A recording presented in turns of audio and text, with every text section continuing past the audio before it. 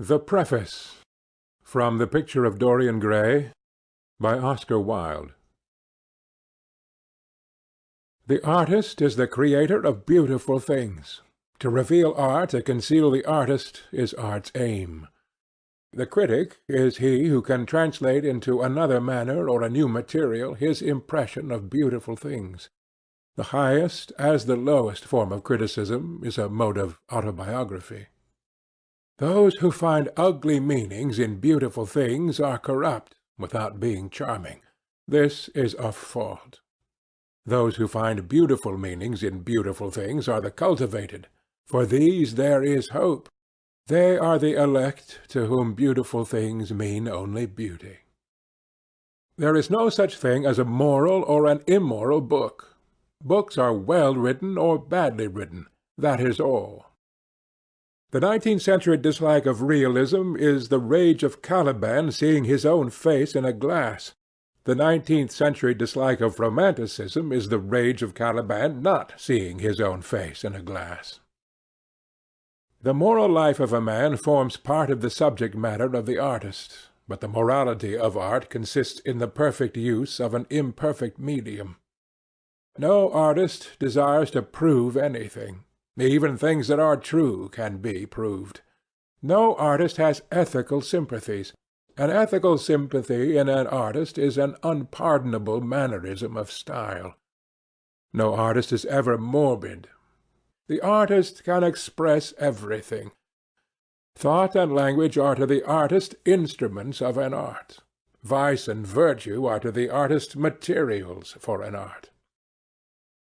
From the point of view of form, the type of all arts is the art of the musician. From the point of view of feeling, the actor's craft is the type. All art is at once surface and symbol. Those who go beneath the surface do so at their peril. Those who read the symbol do so at their peril. It is the spectator and not life that art really mirrors. Diversity of opinion about a work of art shows that the work is new, complex, and vital. When critics disagree, the artist is in accord with himself. We can forgive a man for making a useful thing as long as he does not admire it. The only excuse for making a useless thing is that one admires it intensely. All art is quite useless. Oscar Wilde. End of the preface.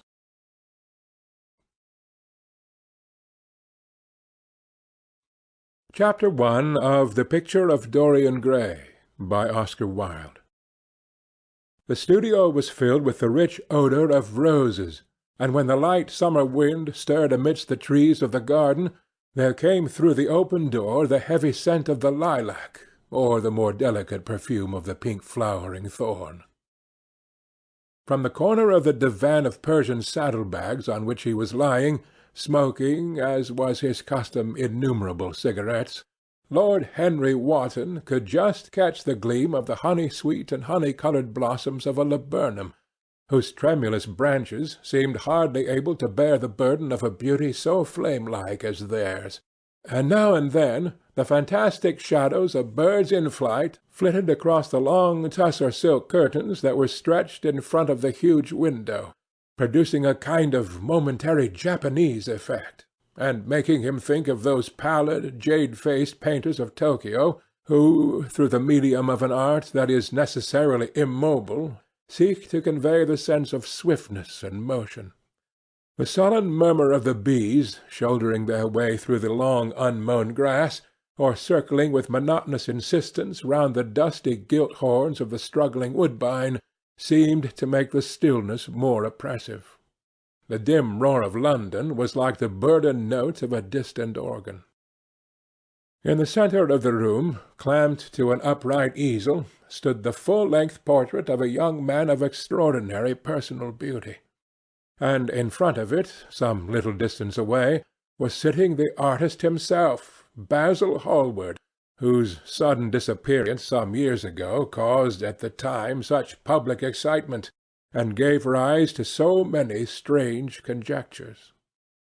As the painter looked at the gracious and comely form he had so skilfully mirrored in his art, a smile of pleasure passed across his face, and seemed about to linger there. But he suddenly started up, and closing his eyes, placed his fingers upon the lids, as though he sought to imprison within his brain some curious dream from which he feared he might awake. "It is your best work, Basil, the best thing you have ever done," said Lord Henry languidly. "You must certainly send it next year to the Grosvenor. The Academy is too large and too vulgar. Whenever I have gone there, there have been either so many people that I have not been able to see the pictures, which was dreadful, or so many pictures that I have not been able to see the people, which was worse. The Grosvenor is really the only place." "I don't think I shall send it anywhere," he answered, tossing his head back in that odd way that used to make his friends laugh at him at Oxford. "No, I won't send it anywhere." Lord Henry elevated his eyebrows and looked at him in amazement through the thin blue wreaths of smoke that curled up in such fanciful whorls from his heavy opium-tainted cigarette. "Not send it anywhere? My dear fellow, why? Have you any reason? What odd chaps you painters are! You do anything in the world to gain a reputation. As soon as you have one, you seem to want to throw it away. It is silly of you, for there is only one thing in the world worse than being talked about, and that is not being talked about. A portrait like this would set you far above all the young men in England, and make the old men quite jealous, if old men are ever capable of any emotion." "I know you will laugh at me," he replied, "but I really can't exhibit it. I have put too much of myself into it." Lord Henry stretched himself out on the divan and laughed. "Yes, I knew you would, but it is quite true all the same. Too much of yourself in it? Upon my word, Basil, I didn't know you were so vain. And I really can't see any resemblance between you, with your rugged, strong face and your coal black hair, and this young Adonis, who looks as if he were made out of ivory and rose-leaves. Why, my dear Basil, he is a Narcissus, and you— well, of course you have an intellectual expression and all that, but beauty, real beauty, ends where an intellectual expression begins. Intellect is in itself a mode of exaggeration, and destroys the harmony of any face. The moment one sits down to think, one becomes all nose or all forehead or something horrid. Look at the successful men in any of the learned professions. How perfectly hideous they are, except, of course, in the Church. But then in the Church they don't think. A bishop keeps on saying at the age of 80 what he was told to say when he was a boy of 18. And as a natural consequence, he always looks absolutely delightful. Your mysterious young friend, whose name you have never told me, but whose picture really fascinates me, never thinks. I feel quite sure of that. He is some brainless, beautiful creature who should always be here in winter when we have no flowers to look at, and always here in summer when we want something to chill our intelligence. Don't flatter yourself, Basil. You are not in the least like him." "You don't understand me, Harry," answered the artist. "Of course I am not like him. I know that perfectly well. Indeed, I should be sorry to look like him. You shrug your shoulders. I am telling you the truth. There is a fatality about all physical and intellectual distinction. The sort of fatality that seems to dog through history the faltering steps of kings. It is better not to be different from one's fellows. The ugly and the stupid have the best of it in this world. They can sit in their ease and gape at the play. If they know nothing of victory, they are at least spared the knowledge of defeat. They live as we all should live, undisturbed, indifferent, and without disquiet. They neither bring ruin upon others, nor ever receive it from alien hands. Your rank and wealth, Harry, my brains, such as they are, my art, whatever it may be worth, Dorian Gray's good looks, we shall all suffer for what the gods have given us, suffer terribly. Dorian Gray? Is that his name? Asked Lord Henry, walking across the studio towards Basil Hallward. Yes, that is his name. I didn't intend to tell it to you. But why not? Oh, I can't explain. When I like people immensely, I never tell their names to anyone. It's like surrendering a part of them. I have grown to love secrecy. It seems to be the one thing that can make modern life mysterious or marvellous to us. The commonest thing is delightful if only one hides it. When I leave town now, I never tell my people where I am going. If I did, I would lose all my pleasure. It is a silly habit, I dare say, but somehow it seems to bring a great deal of romance into one's life. I suppose you think me awfully foolish about it." "Not at all," answered Lord Henry.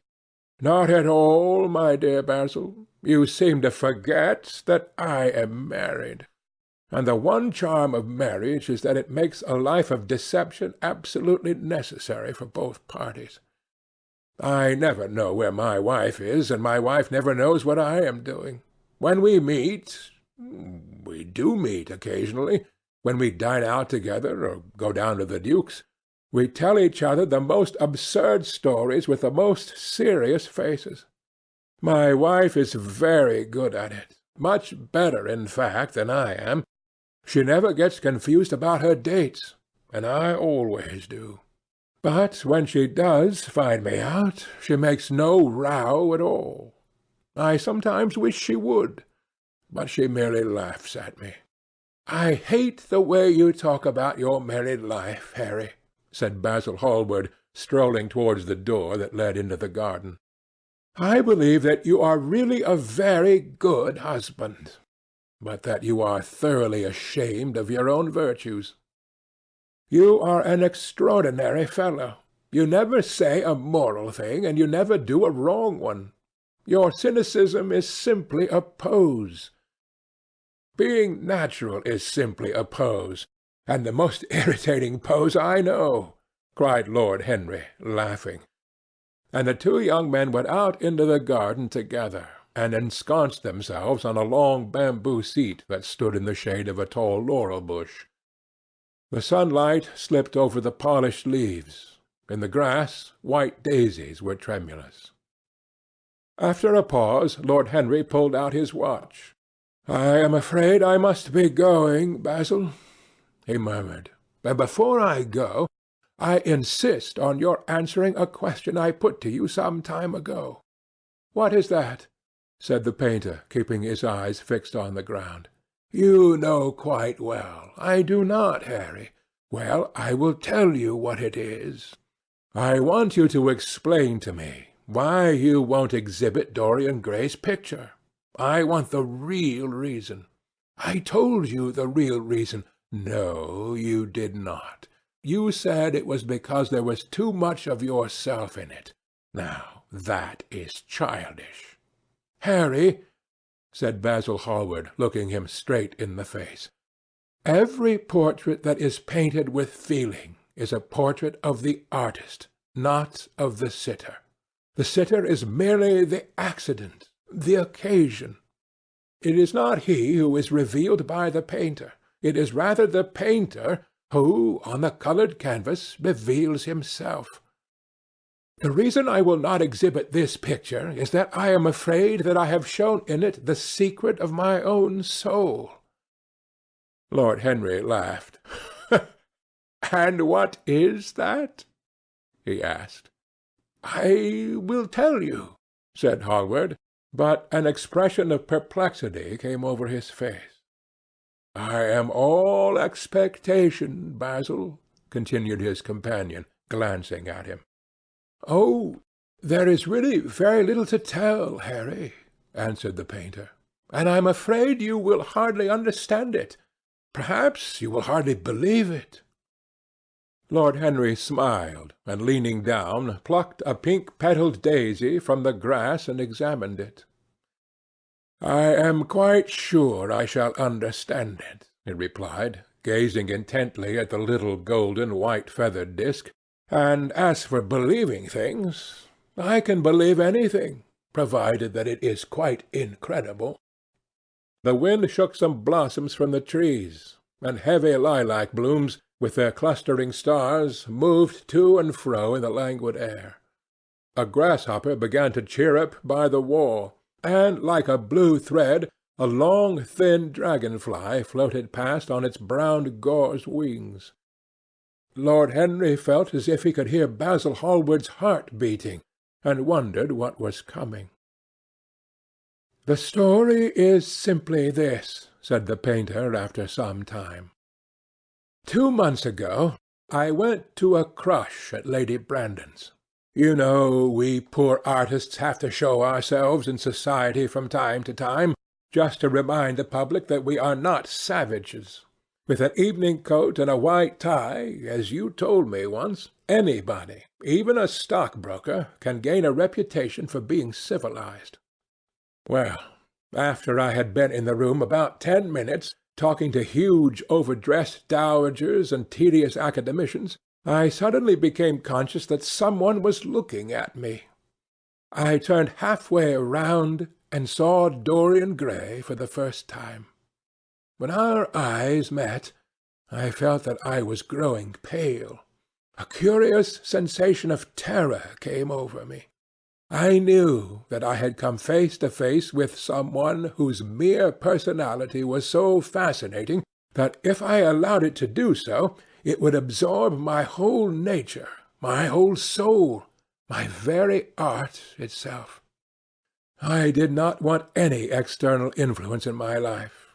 You know yourself, Harry, how independent I am by nature. I have always been my own master, had at least always been so, till I met Dorian Gray.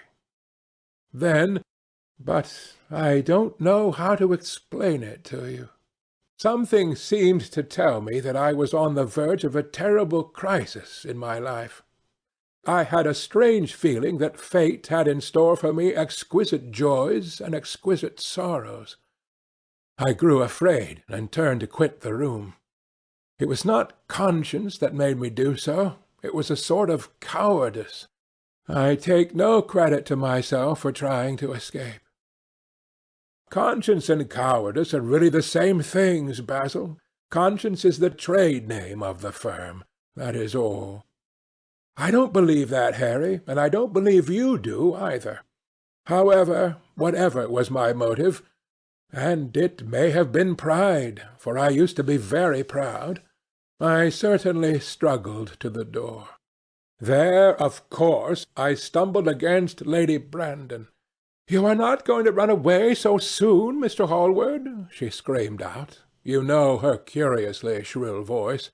"Yes, she is a peacock in everything but beauty," said Lord Henry, pulling the daisy to bits with his long nervous fingers. "I could not get rid of her. She brought me up to royalties, and people with stars and garters, and elderly ladies with gigantic tiaras and parrot noses. She spoke of me as her dearest friend. I had only met her once before, but she took it into her head to lionize me. I believe some picture of mine had made a great success at the time, at least had been chattered about in the penny newspapers, which is the 19th century standard of immortality.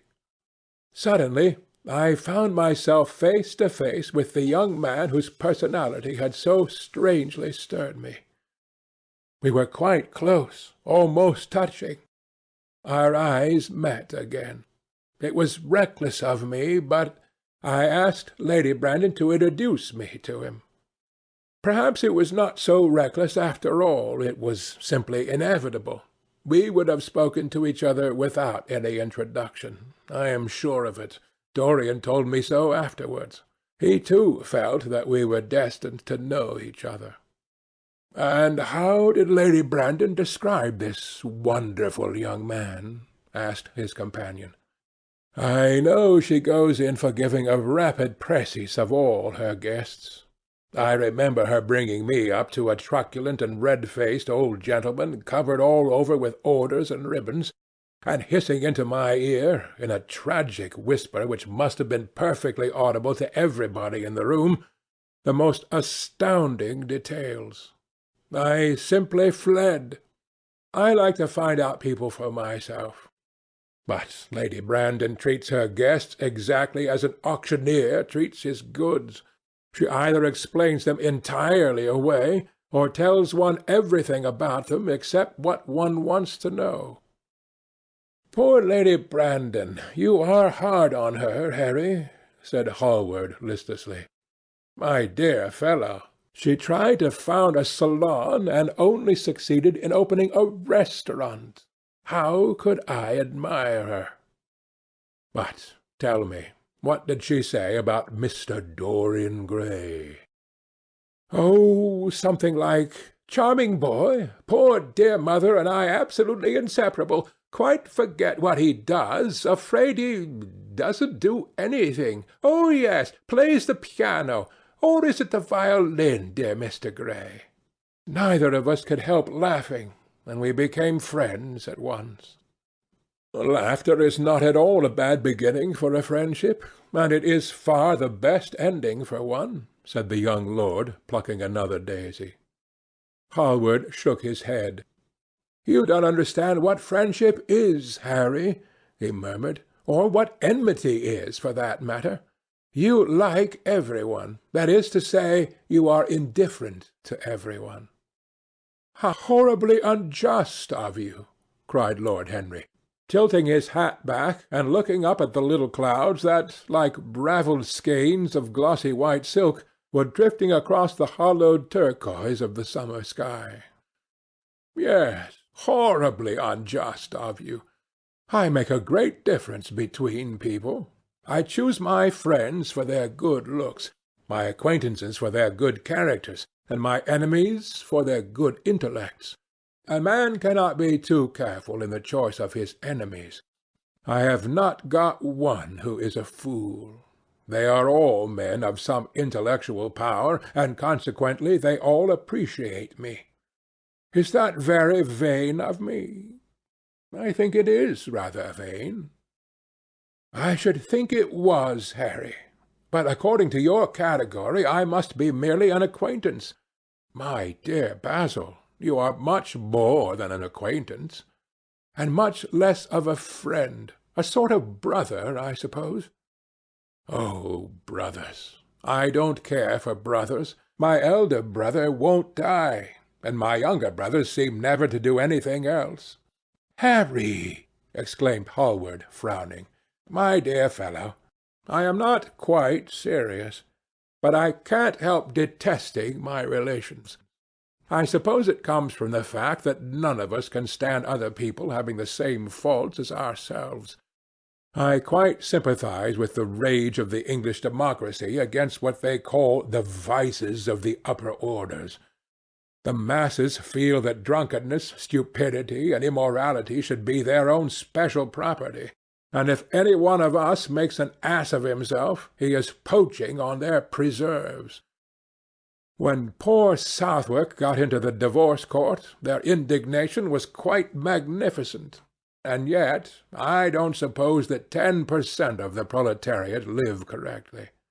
I don't agree with a single word that you have said, and what is more, Harry, I feel sure you don't either."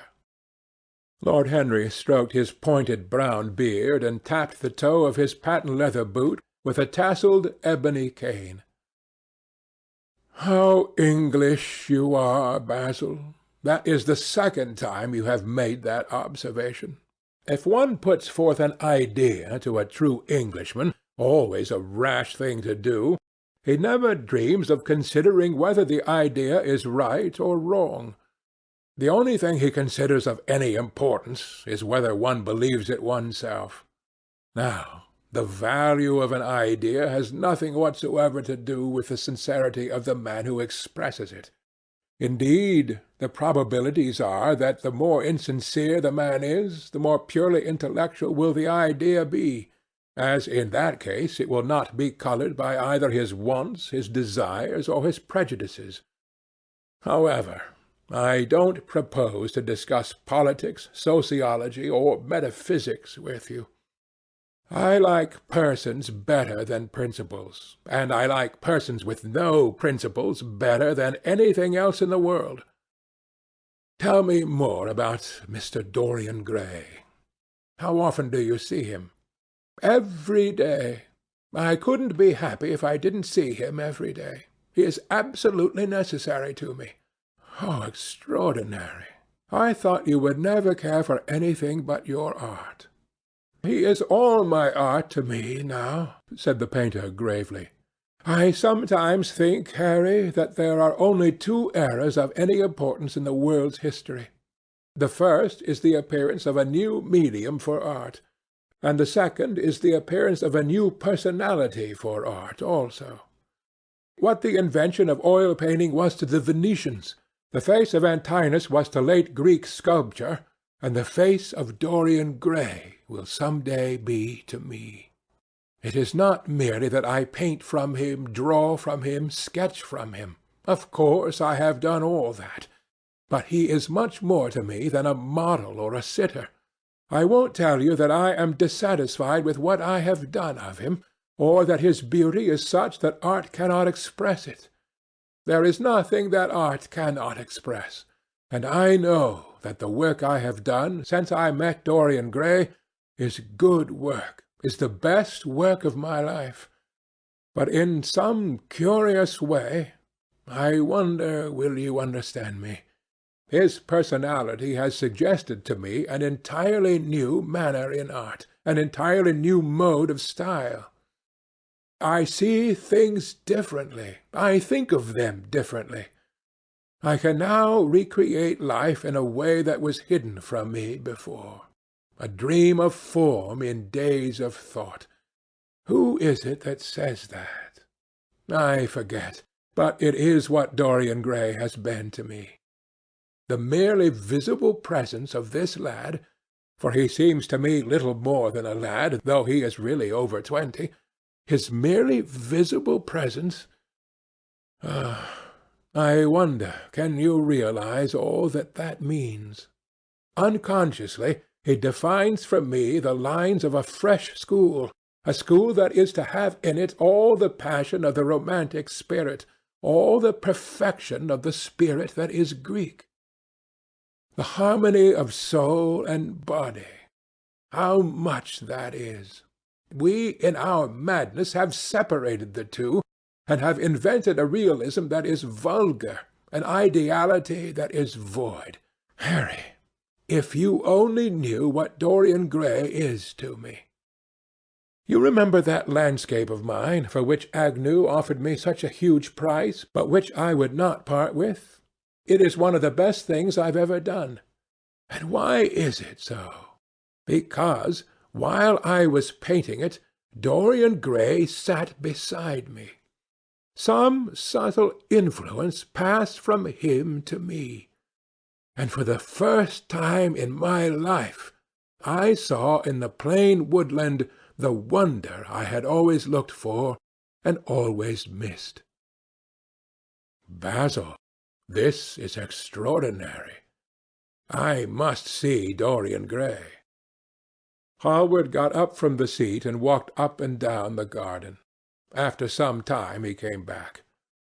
Harry, he said, Dorian Gray is to me simply a motive in art. You might see nothing in him. I see everything in him. He is never more present in my work than when no image of him is there. He is a suggestion, as I have said, of a new manner. I find him in the curves of certain lines, in the loveliness and subtleties of certain colours. That is all. Then why won't you exhibit his portrait? Asked Lord Henry. Because, without intending it, I have put into it some expression of all this curious artistic idolatry, of which, of course, I have never cared to speak to him. He knows nothing about it. He shall never know anything about it. But the world might guess it, and I will not bare my soul to their shallow prying eyes. My heart shall never be put under their microscope. There is too much of myself in the thing, Harry, too much of myself. Poets are not so scrupulous as you are. They know how useful passion is for publication. Nowadays a broken heart will run to many editions. I hate them for it, cried Hallward.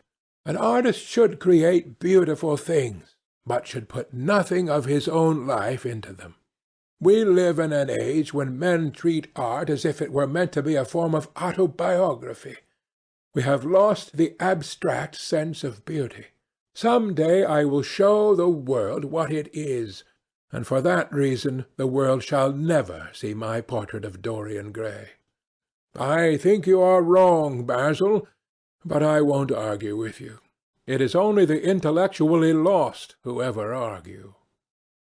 Tell me, is Dorian Gray very fond of you? The painter considered for a few moments.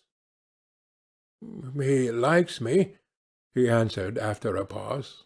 I know he likes me.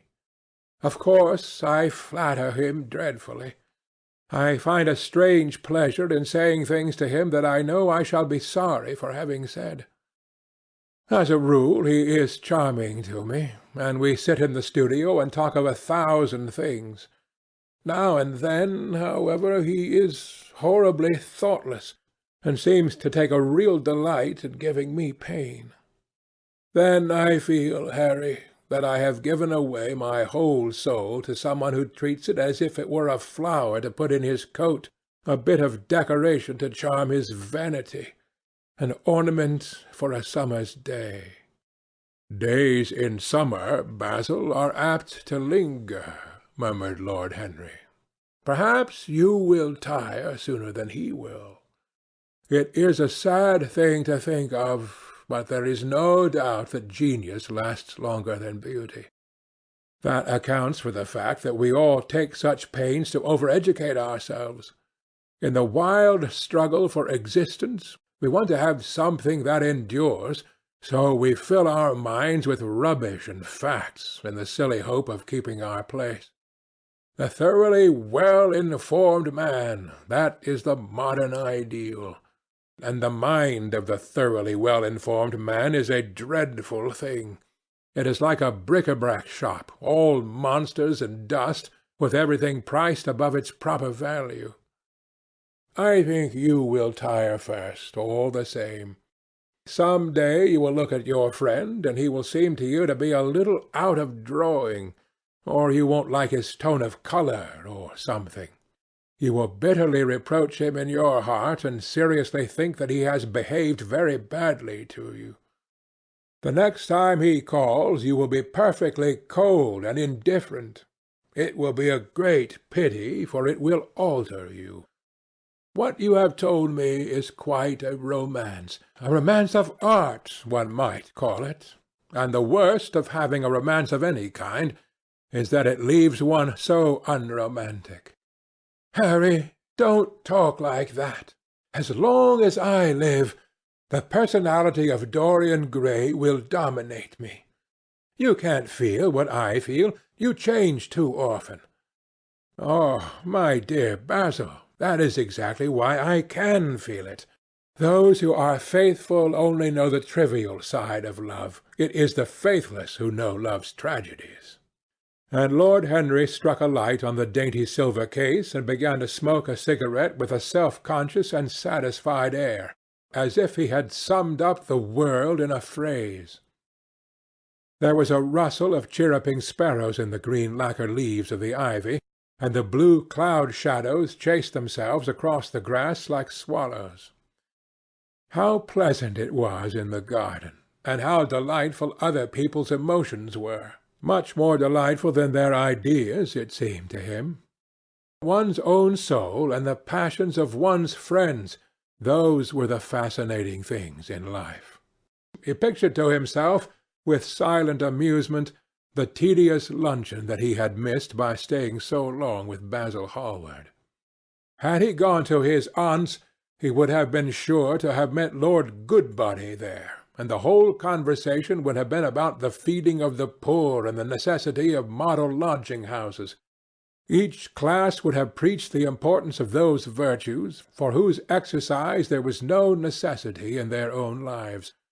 The rich would have spoken on the value of thrift, and the idle grown eloquent over the dignity of labour. It was charming to have escaped all that. As he thought of his aunt, an idea seemed to strike him.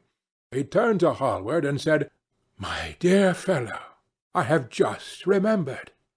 "Remembered what, Harry?" "Where I heard the name of Dorian Gray." "Where was it?" asked Hallward with a slight frown.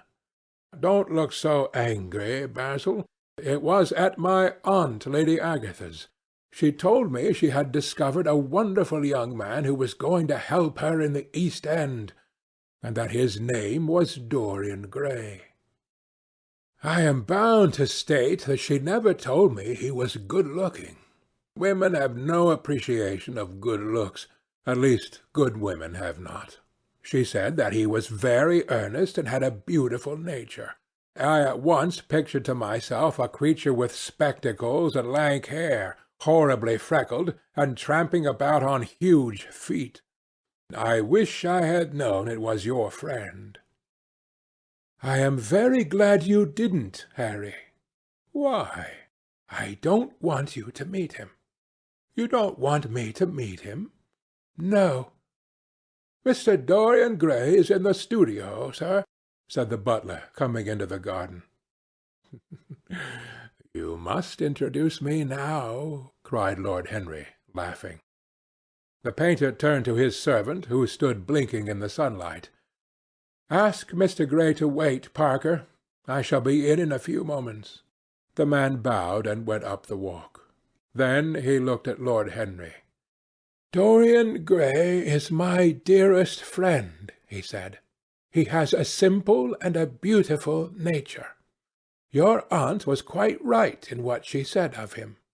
Don't spoil him. Don't try to influence him. Your influence would be bad. The world is wide and has many marvellous people in it. Don't take away from me the one person who gives to my art whatever charm it possesses. My life as an artist depends on him. Mind, Harry, I trust you." He spoke very slowly, and the words seemed wrung out of him, almost against his will. "What nonsense you talk," said Lord Henry, smiling. And taking Hallward by the arm, he almost led him into the house. End of Chapter 1